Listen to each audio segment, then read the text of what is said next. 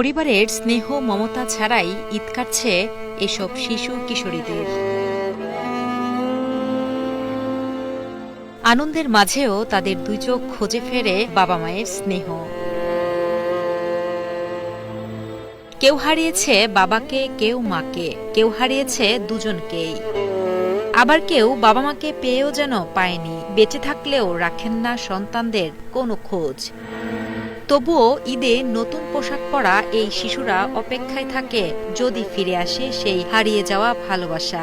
আমি যেখানে গেছিলাম আমার মা বাবা আমাকে এখানে দিয়ে গেছে। আমি ছোট এখানে এসেছি, আমি বাইরেও যখন দেখি নাই আমার মা আমি এই জায়গায় যখন আসছে মনে কান্না পাইছে। আমার এখানে ভালো লাগে, খুবই ভালো লাগে।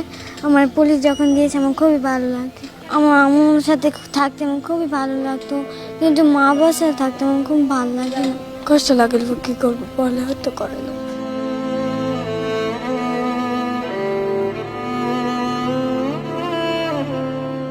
এই অসহায় শিশু কিশোরীদের মধ্যে একজন সুরাইয়া বৃষ্টি। যে বয়সে ঈদের খুশি ভাগাভাগি হওয়ার কথা পরিবারের সঙ্গে, সেই বয়সেই চার দেওয়ালের মাঝে বন্দী ১৭ বছর বয়সী বৃষ্টি। বাবা না থাকায় মাত্র ৬ বছর বয়সেই ঠাঁই হয়েছে গাজীপুরের সরকারি শিশু পরিবারে। ঈদে নতুন পোশাক পেলেও মনের গভীরে রয়ে গেছে এক শূন্যতা।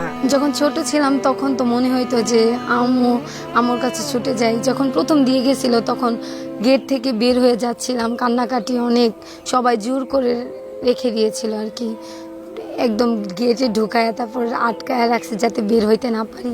যখন এখন আর কি কিছু আগে তো অনেক বেশি মনে পড়তো, এখন সবার সাথে থাকি, সবাই মিলেমিশে থাকি, একসাথে থাকি, মজা টজা হয়। বৃষ্টির মতো এমন শতাধিক শিশু কিশোরী আছে গাজীপুরের সরকারি শিশু পরিবারে। ঈদে নতুন পোশাক পরে ঈদ আনন্দে থাকলেও ঈদের দিনে পরিবার পরিজন সাথে না থাকায় চোখ মুখে যেন ফুটে উঠেছে কষ্টের ছাপ। মা বাবার কথা মনে করে অঝরে কাঁদছেন তাদের কেউ কেউ। আমার বাবা মার কথা অনেক মনে পড়ে। আমাকে এখানে পুলিশ দিয়ে গেছে, আগে আমি নাচতে এসেছিলাম, আমাকে আমার প্রতিষ্ঠানে দেওয়া গেছে। ঈদ কাটতে অনেক ভালো লাগে। প্রতিষ্ঠানে সবাই ভালো।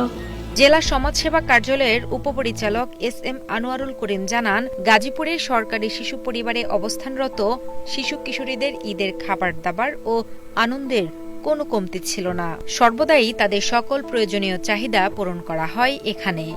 আমরা সবসময় চেষ্টা করি যে আমাদের প্রতিটা উৎসবে পার্বণে যেভাবে আমাদের সমাজসেবা অধিদপ্তর নির্দেশনা দিয়ে থাকে সেভাবে আমরা তাদের পোশাক থেকে শুরু করে তাদের